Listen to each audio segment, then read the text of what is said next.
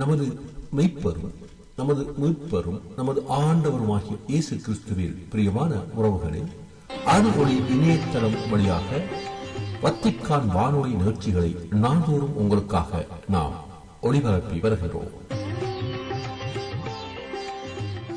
அருள்ஒளி இணையதளத்திற்காக தொகுத்து வழங்குபவர் உங்கள் அன்பிற்கினிய பேசால் தாஸ்.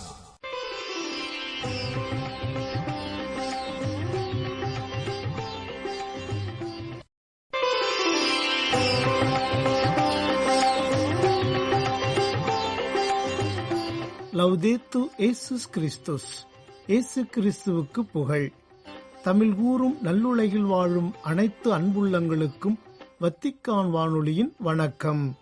இறைவன் உங்கள் உள்ளத்தையும் இல்லத்தையும் தன் அன்பாலும் அருளாலும் அமைதியாலும் இன்றும் என்றும் நிரப்புவாராக.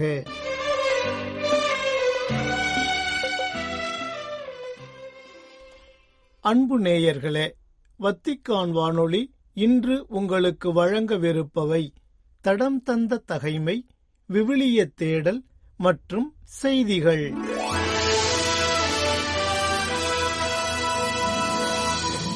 தடம் தந்த தகைமை. தானியேலின் காட்சி. செம்மறியும் வெள்ளாடும்.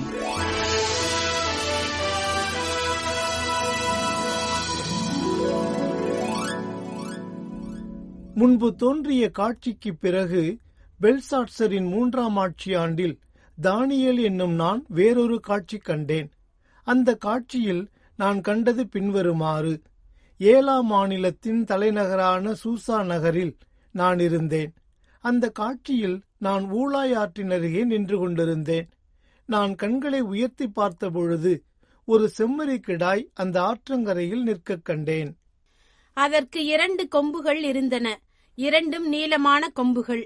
ஒன்று மற்றதை விட நீளமானது. நீளமானது 2வதாக முளைத்தது. அந்த செம்மறி கிடாய் தன் கொம்புகளால் மேற்கு நோக்கியும் வடக்கு நோக்கியும் தெற்கு நோக்கியும் பாய்ந்து முட்டுவதை கண்டேன். அதன் எதிரே நிற்க எந்த விலங்காலும் இயலவில்லை. அதன் வலிமையிலிருந்து விடுவிக்க வல்லவர் யாரும் இல்லை.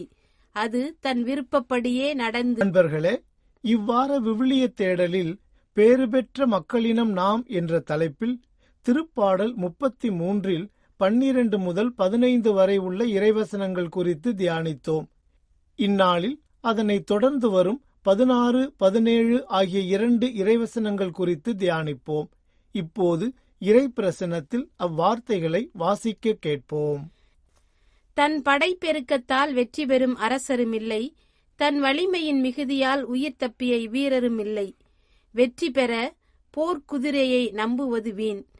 மிகுந்த வலுவுள்ளதாயினும் அது விடுவிக்காது. பிரியமானவர்களே, மேற்கண்ட இந்த 2 இறைவசனங்களிலும் தாவீது 2 காரியங்களை நமக்கு குறித்து காட்டுகிறார். முதலாவதாக, போர்களும் படைபலமும் மட்டுமே ஒரு மன்னரின் வெற்றிக்கு முக்கியமில்லை என்கிறார். இப்போது முதல் காரியம் குறித்து சற்று ஆழமாக சிந்திப்போம்.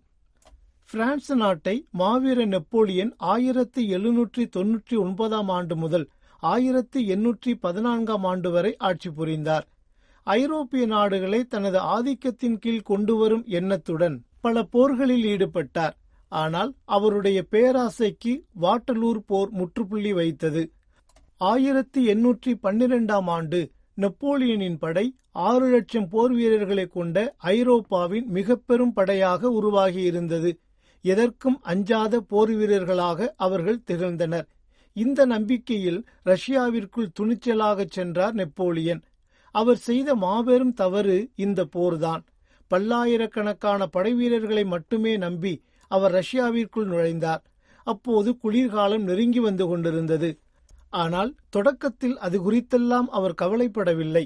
அவரது தளரா நம்பிக்கைக்கு முன்னால் எதுவும் துச்சம்தான். அளவு கடந்த ஆவலில் அவர் படை முன்னேறிச் சென்று ஒன்றுமே இல்லாத மாஸ்கோவை கைப்பற்றியது. வெறிச்சோடி போன மாஸ்கோவின் தெருக்கள்தான் அவர்களுக்காக காத்து கொண்டிருந்தன. ரஷ்ய மக்கள் நாட்டையே துப்புரவாக துடைத்து வைத்திருந்தனர். ஆதலால் பசிக்கு சாப்பிட எதுவும் இல்லாமல் குதிரைகளையே வெட்டி உண்ண வேண்டிய அவல நிலைக்கு நெப்போலியனின் படைவீரர்கள் தள்ளப்பட்டனர். முக்கியமாக ரஷ்யாவின் குளிர் மிகவும் பயங்கரமான ஒன்று என்பதை நெப்போலியனும் அவரது படைவீரர்களும் அறிந்திருக்கவில்லை. எனவே உயிர் வாட்டியெடுக்கும் அக்கடுங்குளிரை தாக்குப்பிடிக்க முடியாமல் வீரர்கள் சரிந்து விழுந்து இறந்தனர். ஒரே நாளில் மட்டும் 50,000 வீரர்கள் உயிரிழந்தனர். ரஷ்யாவை நோக்கிச் சென்ற 6 லட்சம் படை வீரர்களில் உயிரோடு மீண்டு வந்தவர்கள் ஏறத்தாழ 1.5 லட்சம் பேர் மட்டும்தான். இறுதியாக வாட்டர்லூ போரில் தோல்வியுற்ற நெப்போலியன் அமெரிக்காவுக்கு தப்பிச் செல்ல முயன்றார். ஆனால் ஆங்கிலேயர் அவரை கைது செய்து புனித ஹெலினா தீவில் சிறை வைத்தனர். அங்கு நெப்போலியன் தம் இறுதி காலத்தை கழித்து மரணித்து போனார். அன்பர்களே, தாவீது அரசர் இஸ்ரேல் மக்களின் முதல் அரசரான சவுலின் தோல்விக்கு காரணமானவற்றை தன் மனக்கண் முன் கொண்டு இந்த வரிகளை அவர் எழுதியிருக்க வேண்டுமென்றே நமக்கு எண்ண தோன்றுகிறது. நாம் நினைத்ததும் சவுலை குறை கூறிவிட முடியாது. காரணம், சவுலை இஸ்ரேல் மக்களின் முதல் அரசராக கடவுளே தேர்ந்தெடுத்தார். சவுல் அம்மோனியர்கள், பெலிஸ்தியர்கள், மோவாபியர்கள் மற்றும் அமலேக்கியர்கள் உட்பட பல எதிரிகளை தோற்கடித்தார். சிதறிய பூர்வீக இன மக்களை ஒன்றிணைத்து அவர்களுக்கு வலிமையையும் ஆற்றலையும் அளித்தார். அவர் 42 ஆண்டுகள் இஸ்ரேல் மக்களை ஆட்சி செய்தார். சவுல் அரசர் மிகவும் வலிமை வாய்ந்தவராக இருந்தார். தாராள மனம் கொண்டிருந்தார். அவரது ஆட்சியின் தொடக்கத்தில் அவர் மக்களால் போற்றி மதிக்கப்பட்டார். ஆனால் அவர் மிகவும் உணர்ச்சி வயப்பட்டவராக விவேகமின்றி பல காரியங்களை செய்தார். அவரிடம் விளங்கிய பொறாமை உணர்வு அவரை மூடத்தனத்திற்கும் பழிவாங்கும் செயலுக்கும் ஆட்படுத்தியது. குறிப்பாக அவர் தன்னை அரசராக நிலைநிறுத்திய கடவுளுக்கு எதிராக செயல்பட்டார். கடவுள் மீது நம்பிக்கை வைப்பதை விட தனது படைகள் மீதும் தான் கொண்டிருந்த ஆயுதங்கள் மீதும் அவர் நம்பிக்கை வைத்திருந்தார். மேலும் ஒரு சிறுவனாக தாவீது பெலிஸ்தியர்களின் போர் தளபதியான கோலியாத்தை கொன்றொழித்த போது அது குறித்து பெருமைப்படாமல் அவர் மீது பொறாமை கொண்டார். அது மட்டுமன்றி தாவீதை முற்றிலும் அழித்துவிடவும் தீர்மானித்தார்.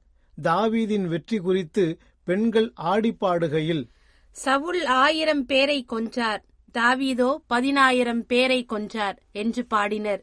இந்த வார்த்தைகள் சவுலுக்கு அறவே பிடிக்கவில்லை. அவர் மிகவும் சினமுற்று, அவர்கள் தாவீதுக்கு 10,000 பேர் என்றனர், எனக்கோ 1000 பேர் மட்டுமே என்றனர். அவனுக்கு இன்னும் குறைவாக இருப்பது ஆட்சி ஒன்றுதான் என்று கூறினார். அன்று முதல் சவுல் தாவீதை பொறாமை கண் கொண்டு பார்க்கலானார். மேலும் ஆண்டவருக்கு மகிழ்ச்சி தருவது எரிபலிகள், பிற பலிகள் செலுத்துவதா, அவரது குரலுக்கு கீழ்ப்படிவதா? கீழ்ப்படிதல் பலியை விட சிறந்தது. கீழ்ப்படிதல் ஆட்டுக்கிடாய்களின் கொழுப்பை விட மேலானது. கலகம் சூனியத்திற்கு நிகராக பாவம். முரட்டுத்தன்மை சிலை வழிபாட்டுக்கு ஒப்பான குற்றம். நீர் ஆண்டவரின் வார்த்தையை புறக்கணித்தீர், அவரும் உம்மை அரச பதவியினின்று நீக்கிவிட்டார் என்று இறைவாக்கினர் சாமுவேல் சவுலிடம் கடவுளின் எண்ணங்களை எடுத்துரைப்பதை பார்க்கின்றவதாக, வெற்றி பெற போர்க்குதிரையை நம்புவது வீண், மிகுந்த வலுவுள்ளதாயினும் அது விடுவிக்காது என்கிறார் தாவீது அரசர். பாரசீக மன்னர் அலெக்சாண்டரை இதற்கு ஒரு எடுத்துக்காட்டாக கொள்ளலாம். யாராலும் அடக்க முடியாத அவரது குதிரையின் பெயர் பூசிபாலஸ். அதை தொட்டு பார்க்க தட்டி கொடுக்க வகையில்லாது குப்புற விழுந்த வீரர்களின் குலை நடுக்கத்தை கண்டு கொல்லென சிரித்தார் அலெக்சாண்டர். மனிதனால் அடக்கியாள முடியாதது ஒன்றில்லை.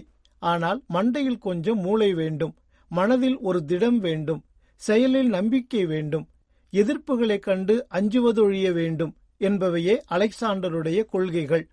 மனிதனின் நிழல் தெரிந்தவுடனே காற்று வேகத்தில் கிளம்பிவிடும் அந்த குதிரையை காலையில் கிழக்கு நோக்கி நிறுத்தினார் அலெக்சாண்டர். நிழல் குதிரைக்கு முன்னால் போகாமல் பின்னால் போக வேண்டுமென்ற வழியை கையாண்டு குதிரை மேல் ஏறிக்கொண்டார். அவ்வளவுதான். ஒரே அடியில் கீழே விழும் பலவீனன் போல் வீழ்ந்துவிட்டது அக்குதிரை. அதன் முரட்டுத்தனம் ஒன்றும் அலெக்சாண்டரிடம் பலிக்கவில்லை. வீரத்தை மட்டுமல்ல, விவேகத்தையும் பயன்படுத்தி குதிரையை அடக்கிவிட்ட அலெக்சாண்டரை பார்த்து, என்னுடைய இந்த சிறிய அரசு உனக்கு போதாது என்றார் பிலிப்பு. அன்றே தான் மிகப்பெரிய மன்னராக வேண்டுமென்ற எண்ணம் அவர் உள்ளத்தில் உதயமாகியது. அவரால் அடக்கியாளப்பட்ட குதிரை அவர் சென்ற பல இடங்களுக்கும் கொண்டு செல்லப்பட்டது. அந்த குதிரையின் பெயரைத்தான் இந்தியாவில் வெற்றி பெற்ற ஒரு நகரத்துக்கு வைத்திருந்தார். ஆனால் அந்த குதிரையும் இந்தியாவிலேயே இறந்துவிட்டது. மட்டுமன்றி அந்த குதிரையின் பெயரால் அழைக்கப்பட்ட நகரமும் 4-5 ஆண்டுகளில் அழிந்துவிட்டது. அன்பர்களே, தேர்ப்படைகளும் குதிரைப்படைகளும் கடலில் அழிந்து மூழ்கி போயின என்று விடுதலை பயண நூலில் நாம் வாசிக்கின்றோம். மோசேயின் வழிநடத்துதலில் எகிப்திலிருந்து புறப்பட்ட இஸ்ரேல் மக்களுக்கு எதிராக பார்வோனின் கை ஓங்கிய போது கடவுள் தன் வலிமையின் கரம் கொண்டு அவர்களின் தேர்ப்படைகளையும் குதிரைப்படைகளையும் செங்கடலில் மூழ்கச் செய்தார். ஆண்டவர் மோசேயை நோக்கி, நீர்த்திரள் எகிப்தியர் மேலும் அவர்கள் தேர்கள் குதிரை வீரர் அனைவர் மேலும் திரும்பி வரச் செய்வதற்காக உன் கையை கடல் மேல் நீட்டு என்றார். மோசே தம் கையை கடல் மேல் நீட்டவே காலையில் விடியும் நேரத்தில் கடல் தன் முன்னைய நிலைக்கு திரும்பி வந்தது. அதற்கு எதிர்ப்பட அஞ்சி எகிப்தியர்கள் விரைந்தோடுகையில் ஆண்டவர் எகிப்தியரை நடுக்கடலில் அமிழ்த்தினார். திரும்பி வந்த நீர்த்திரள் தேர்கள் குதிரை வீரர்கள் மற்றும் கடலுக்குள் துரத்திச் சென்ற பார்வோனின் படைகள் அனைவரையும் மூடிக்கொண்டது. அவர்களில் ஒருவன் கூட தப்பவில்லை. அவ்வாறே ஆண்டவரை மட்டுமே முற்றிலும் நம்பி அவரின் துணையோடு அமலேக்கியருக்கு எதிராக போரிட்ட யோசுவா வெற்றி வாகை சூடுவதை பார்க்கின்றோம். மோசேயின் தளர்வுறாத கைகளால் எழுப்பப்பட்ட இறைவேண்டலே அவர்களுக்கு இந்த வெற்றியை தருகிறது. அமலேக்கியரை எதிர்த்து போரிட மோசே கூறியவாறு யோசுவா செய்யவே மோசே, ஆரோன், கூர் என்பவர்கள் குன்றின் உச்சிக்கு ஏறிச் சென்றனர். மோசே தம் கையை உயர்த்தி இருக்கும் போதெல்லாம் இஸ்ரவேலர் வெற்றியடைந்தனர். அவர் தம் கையை தளரவிட்ட போதெல்லாம் அமலேக்கியர் வெற்றியடைந்தனர். மோசேயின் கைகள் தளர்ந்து போயின. அப்போது அவர்கள் கல்லொன்றை அவருக்கு பின்புறமாக வைக்க அவர் அதன் மேல் அமர்ந்தார். அவர் கைகளை ஆரோன் ஒரு பக்கமும் கூர் மறுபக்கமுமாக தாங்கிக் கொண்டனர். இவ்வாறாக அவர் கைகள் கதிரவன் மறையும் வரை ஒரே நிலையில் இருந்தன. யோசுவா அமலேக்கையும் அவனுடைய மக்களையும் வாளுக்கிரையாக்கி முறியடித்தார். அன்பர்களே, தாவீது அரசர் எடுத்துக்காட்டும் இந்த 2 காரியங்களிலும் நாம் எப்போதும் எல்லாவற்றிலும் கடவுளை மட்டுமே சார்ந்திருக்க வேண்டுமென்றும் அவருடைய அடைக்கலத்தை நாட வேண்டுமென்றும் விரும்புகின்றார். இதற்கு பதிலாக நமது சொந்த பலம் மற்றும் அறிவை மட்டுமே நம்பியிருக்கும் போது நாம் அழிவின் பாதாள குழியில் விழுந்து மாய்ந்து விடுவோம். ஆகவே நாம் அன்றாடம் சந்திக்கும் அனைத்து எதிர்ப்புகளிலும் இறைபலம் கொண்டு வெற்றி, படைபலமின்றி இறைபலத்தால் வெல்வோம் என்ற தலைப்பில் இன்றைய விவிலிய தேடல் நிகழ்ச்சியை உங்களுக்கு வழங்கியது வத்திக்கான் வானொலி.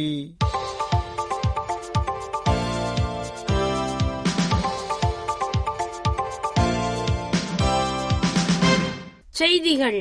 உண்மையில் ஒவ்வொரு பல்கலைக்கழகமும் படிப்பு, ஆராய்ச்சி, உருவாக்கம், உறவுகள் மற்றும் அது அமைந்துள்ள யதார்த்தத்துடன் ஈடுபாடு கொண்ட ஒரு இடமாக திகழ்கிறது என்று கூறினார் திருத்தந்தை 14ஆம் லியோ.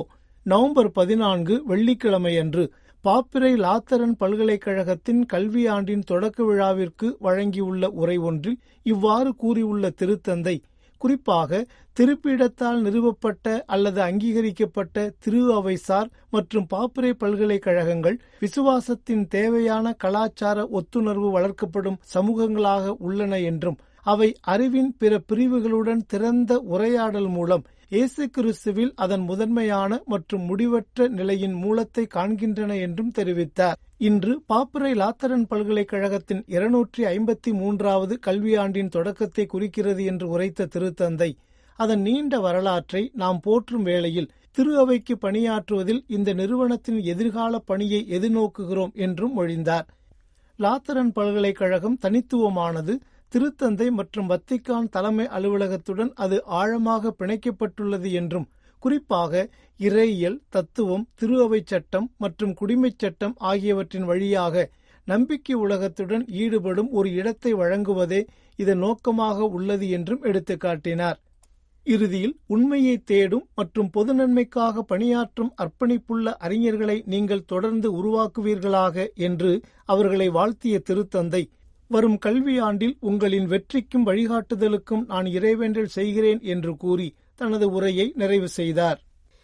அர்ஜென்டினா நாட்டின் தலைநகரம் புவனஸ் ஐரிஸ் நகரில் இடம்பெற்ற 31வது தொழில்துறை மாநாட்டிற்கான தனது செய்தியில் பொருளாதாரமும் வணிகமும் பொது நன்மைக்காக செயல்பட வேண்டும் என்று வலியுறுத்தினார் திருத்தந்தை 14ஆம் லியோ.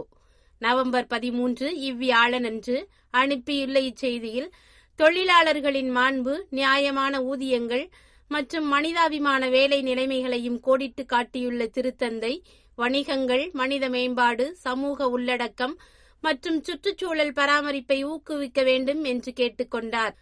தொழிலாளர்களின் நல்வாழ்வை ஆதரிப்பதற்காக விசுவாசத்தை வணிகத்துடன் ஒருங்கிணைப்பதற்கு அர்ஜென்டினா தொழிலதிபர் என்ரிக் ஷாவை ஓர் உதாரணமாக குறிப்பிட்டுள்ள திருத்தந்தை, அன்பு மற்றும் நீதியால் உந்தப்பட்ட வணிகத் தலைவர்களுக்கு அழைப்பு விடுத்ததுடன் அனைவருக்கும் சேவை செய்யும் பொருளாதாரத்தை வளர்க்கவும் அவர்களை வலியுறுத்தினார்.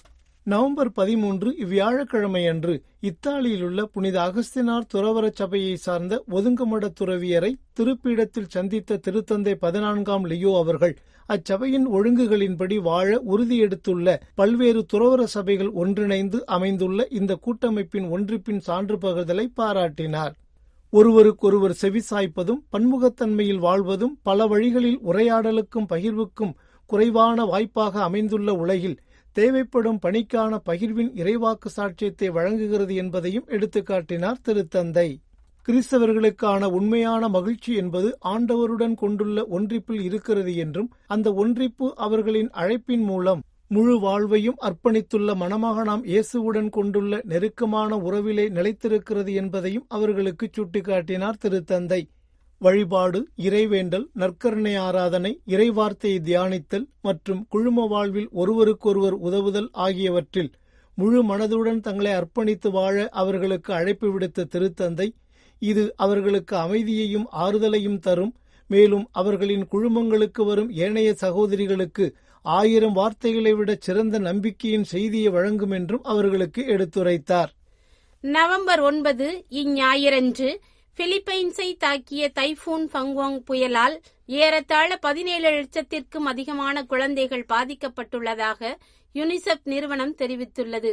இந்த புயல் 16 மாநிலங்களில் பரவலான பேரழிவை ஏற்படுத்தியதுடன் 15,000த்திற்கும் மேற்பட்ட வகுப்பறைகளில் சேதத்தை விளைவித்து வீடுகள் மற்றும் நலவாழ்வு மையங்களை அழித்தது எனவும், பல குழந்தைகள் நோய், ஊட்டச்சத்து குறைபாடு மற்றும் உளவியல் மன அழுத்தத்திற்கு உள்ளாகியுள்ளனர் என்றும் அந்நிறுவனம் கூறியுள்ளது.